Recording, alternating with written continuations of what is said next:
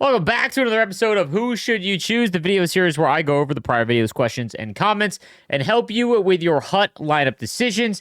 It's the big American Thanksgiving weekend, so there's a lot of questions and comments about, the packs that they dropped, as well as Season 2's XP path, so we'll get into all of that as well. If you want to watch the videos live, I always do the NHL morning recap, really every day now at 10 a.m. Eastern Time. Link is down below to my Twitch channel.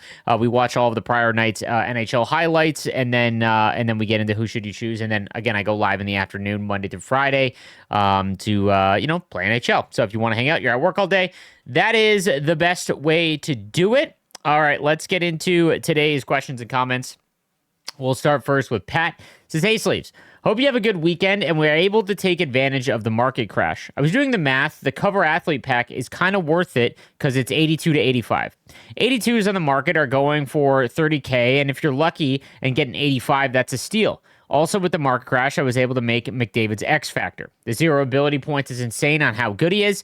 Also, do you think next week we will get a Patrice Bergeron? Also, the Quinn Hughes cover athlete card is amazing." A lot of alsos. The reason why I wanted to include this comment is because there's a lot asking about the market and the packs and whatnot. So it's interesting. When it comes to buying packs in the store, you really have to do the math before you do so, and it's not always static. So you have to see at what cards are going for in the market. I'd have to go back and take a look. When the event dropped, the cover athlete cards, at 82 to 85, we're going for quite a bit. I'd have to see what they're going for now. But again, always do the math and make sure you don't do a pack unless you can break even. And that's when packs are incredible. When you can break even on a pack, that is when it's unbelievable, because obviously you have a chance at pulling something, and if you can get all your money back, that's when you have like god tier packs, right? So there is definitely a lot of market volatility because of the Black Friday packs, and we'll get into that in a little bit. Patrice Bergeron, I think he retired to I think he would have already been in the game. To be honest, I don't remember if his icon is. I don't think it is. So he might not have signed his likeness agreement. I'm not sure. I don't think we'll see like an in-season one or again. That was kind of crazy.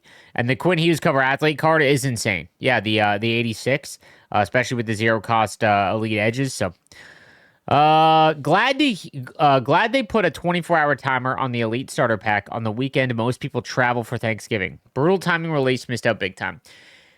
Yeah, this was tough. That starter pack thing was absurd. Like, there's been a few times where they have released packs that were pretty crazy for coins, even, right? So the Elite Starter Pack was 90,000 coins, and you got a base X Factor, which is well over 100K in value, a Team Builder at 83 overall, which is insane because even if you got a duplicate, it didn't matter. You need 6, right? And they go for over 100,000 coins, and a power-up icon. And again, obviously, if you get duplicates of those, that would suck. But because the team builder didn't matter, that means that 490K, you were still getting a cheaper team builder, and obviously you can re-roll X Factors and icons if you had 3. That being said, man, that pack seemed like desperation. And the reason why I say that is that pack is so egregiously cheap that I feel like throughout the beginning of the year, EA's packs, that even if you wanted to spend money, there was no value to be made. So obviously you're going to have the whales and the people that spend a ton of money on the game. That's going to happen in every Ultimate Team game. That happens on every mobile game as well. And this is, I've noticed over the last couple of years that the store operates a lot like a mobile game. And that might be influenced from the top. But that being said, I wish they would have let us know. I think that the lack of communication on the flash sale stuff is absurd. The fact that it wasn't tweeted out, or the Devils' objectives. If you didn't even see that, you could have earned an 85 Nate Bastian, and you had 6 hours to do it or something like that. And if you didn't log in, you wouldn't have known. Just absurd to me about the lack of communication. So, absolutely don't love that, but it is what it is. I hope that it improves, but yeah, the MLB tweets out their flash sales much earlier so that you can actually prepare. Hey, Sleeves, think they fixed this D2D nonsense? I'm blocking at least 10 to 15 a game, and it simply isn't fun. I guess that's why I've played about 20 games this year. I talked about this on stream a little bit earlier, too. Last year, if you played NHL, basically what happened was you just fly down the boards and you throw it through the middle because no one could intercept the pass. And the forced cross creases are still there in NHL 25, but if you're in a decent position, you'll intercept them 10x what you would in NHL 24. And now this year, obviously, D2D one-timers are the meta because that's what goes in very easily. It sucks about online gameplay. That's just what happens, man. We all find the path of least resistance. People need to win. They don't want to emulate the sport, and they're playing an online game. So, obviously, I don't discredit anyone for wanting to do that. I don't personally find it as fun, but I'm also old and I suck at the game now. So, that might have something to do with it. But, I'll take this over what we had last year. I honestly will. Because at least the D&D one-timers you can block pretty easily, and I love being able to actually get one-timers from face-off dots. Like, that actually is a great goal to score. John says, for the Fox question, just use coins. It's 40K to get an 86. 20K rental over the course of time until you get McDavid will be unnoticeable. So what he's referring to is, I was talking about people that were doing the BND trade-in for McDavid. Obviously, if you upgrade Fox or Nylander and you wanted them back BND account bound when you go and get McDavid, the issue is that if you upgrade them, you have to downgrade them to actually turn them in first. So obviously, you're losing half of whatever you put in. Coins is probably the right way to do it if you are still a ways away from McDavid and you want to use Fox and Nylander. That's probably the best way to do it. I agree. Not use the X Factor tokens. Go ahead and just spend the coins. I wanted to make Jason Zucker as a Sabres fan for the fantasy event, but didn't have enough time and just made a random one and have tons left over collectibles. Is there anything I do with them? No. Major oversight by the content team to not include the ability to post. If you're not going to allow us to make the MSPs after the event, and now they are, if you're not going to allow us to do that, then obviously you need to do something with the extra collectibles that we earn. Because if we can't get all the way to an MSP because you took away the upgradable MSPs, there's an issue here. And again, that's a format that would come from someone or a team that does not play the game regularly, which has been the issue with Ultimate Team or the Hut content team for 2 years now. Hey, Slaves, I've got a lineup question for you. I was able to make both MSPs for Char and Jabo for free, but they are only upgraded to 83 overall.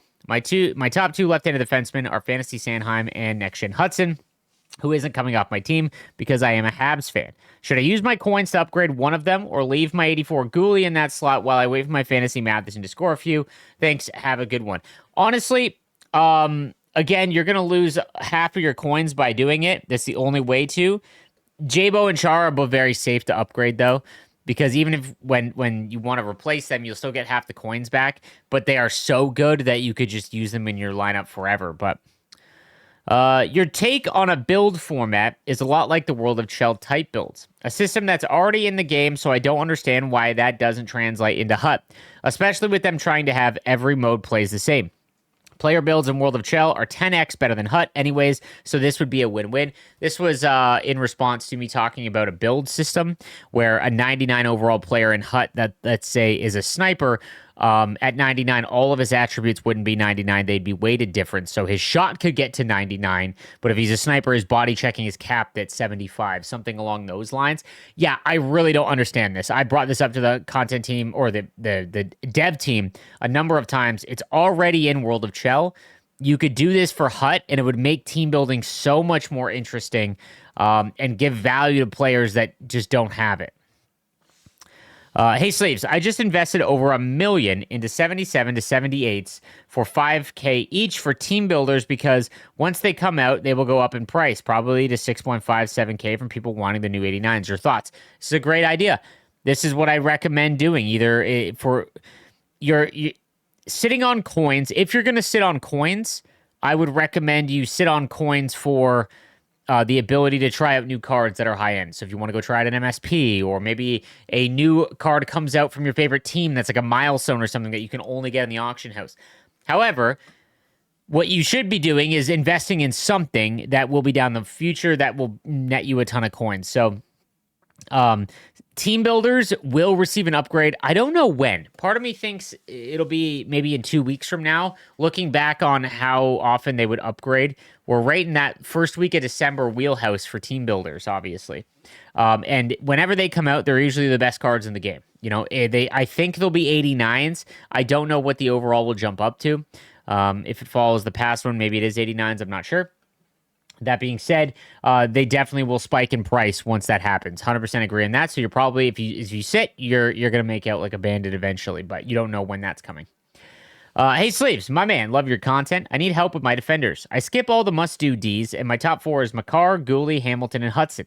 I don't know who I should buy. Char and Jabo are very rare at the market and very expensive to me. Maybe you have some advice. Should I wait for the next event, or maybe buy some Brent Burns? Have a good season 2, my guy. I mean, I don't know if you're saying that you don't go after MSPs, but you went after Hudson, so I'm assuming that you're maybe a Canadians fan. But like Faber looks great, or go back and you already have Kafrath in my car. Yeah, like I'd make Faber, or just use the XP for Wallman or Montour because those both look sick. Morrissey has been unreal for the last few seasons, and he's not gotten a single MSP. His highest card is an 83 so far. It's rough for Jet fans, but I'm hyped for Shifley for the XP path. You're in luck because they accidentally leaked a Josh Morrissey MSP in this event. So in the store, they accidentally had the Morrissey pack. So he is getting an MSP next week. So you're in luck, my man.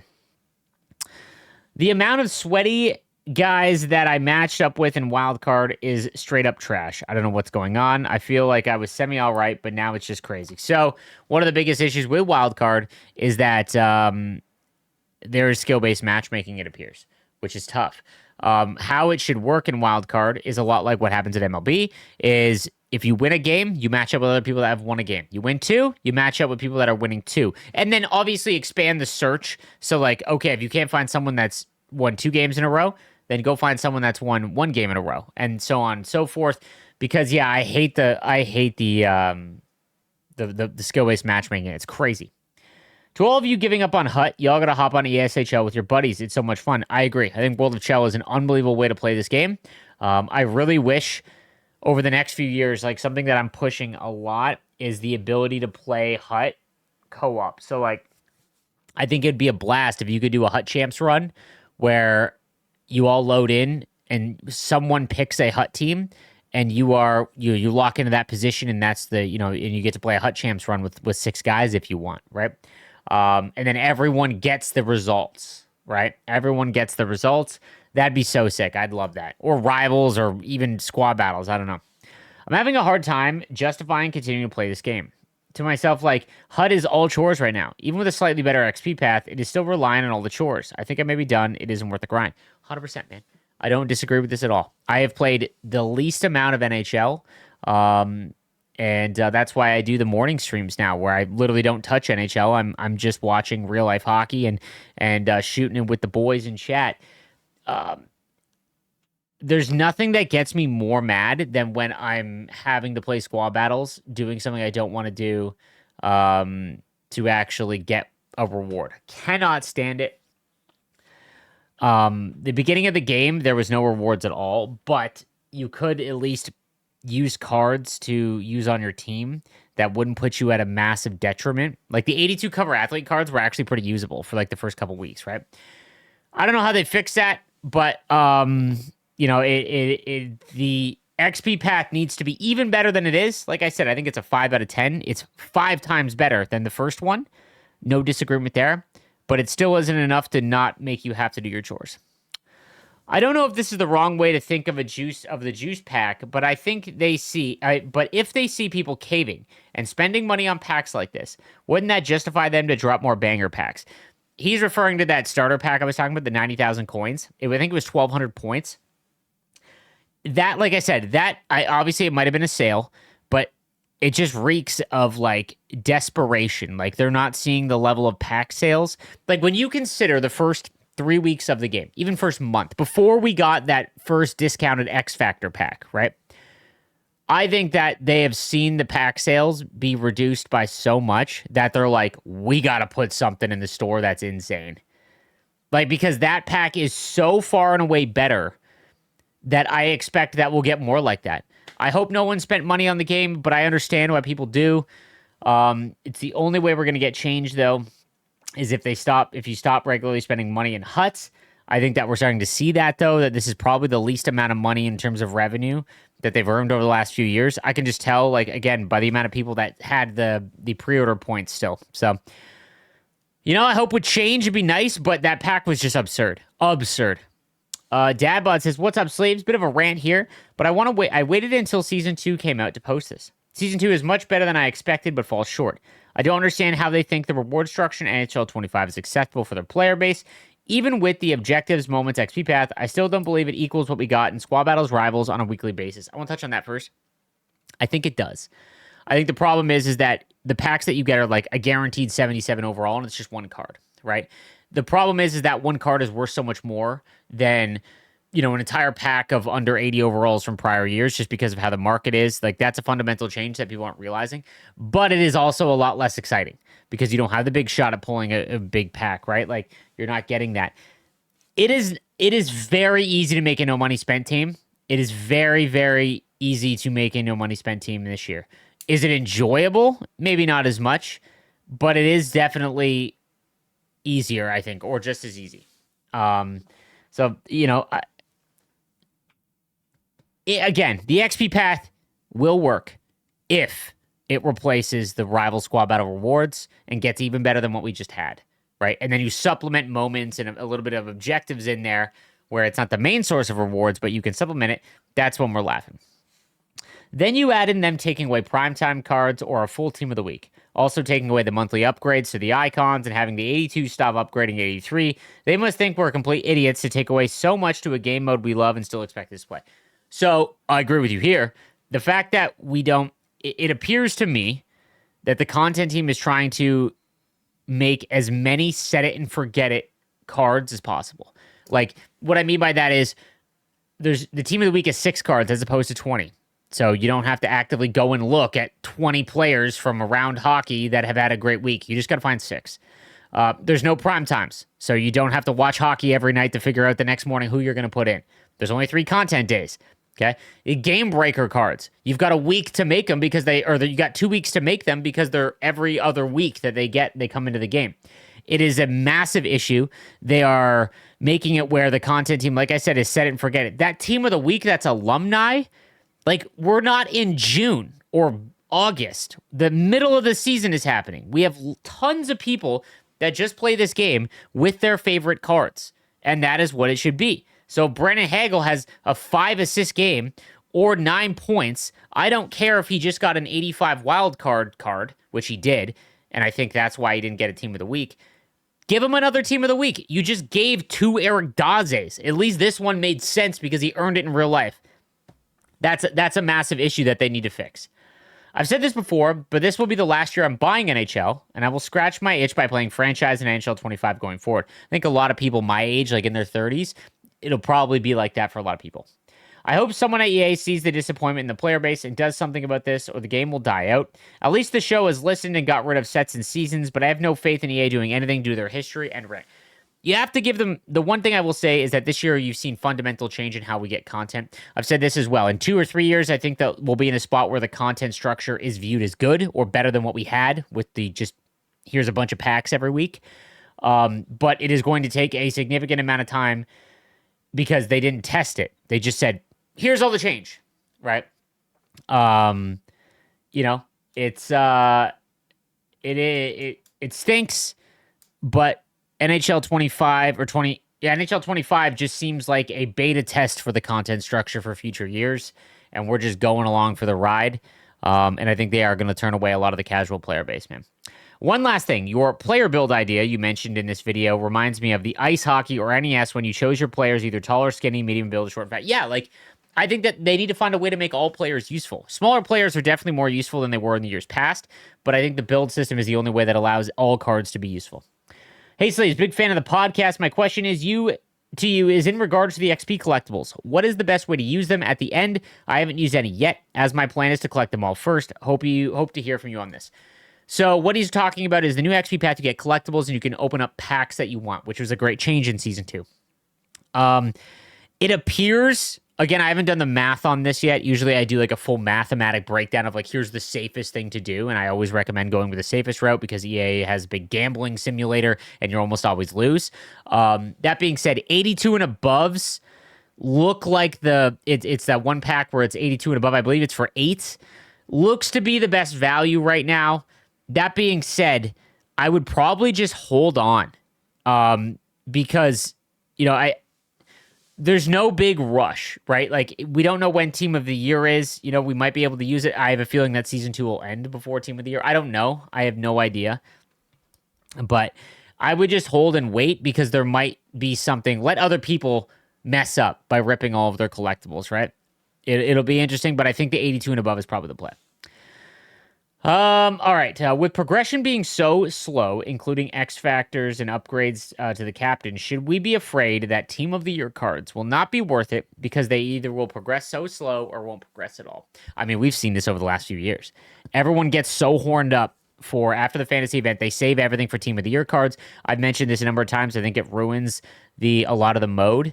As someone who makes content for the game, so I need to have as many as I can. What you do is you save all your stuff. You avoid all of the events, even if there's a player you kind of are interested in, and then you have 5 or 6 cards in your lineup or 4 cards in your lineup that you can't take out because they each cost 1 million coins to make, right? And it's boring. And then you're relying on EA to give out upgrades. There is no way that you can confidently rely on them to get regular upgrades. I'm pretty sure Heiskanen didn't even get a 99 last year. So if you're going to do that, be aware that they're going to be great cards. It's a marketing event. A Team of the Year is a marketing event, so the cards will always be insane at the time of launch, but don't expect them to get to 99. Do not. Go in being like, okay, maybe if McDavid gets it, he's going to get to 99. Kucherov, going to get to 99. Quinn Hughes, going to get to 99. But that's, a question we're waiting on, to see. But again, I think that you can't just rely. It sucks, but that's just the reality of the situation. So that's going to do it for this episode of Who Should You Choose? Thanks again for watching. Look forward to another episode of The Not a Dollars. I'll be recording a No Money Spent video this afternoon. So thanks everyone for watching, and I will see you guys tomorrow morning. Have a good one.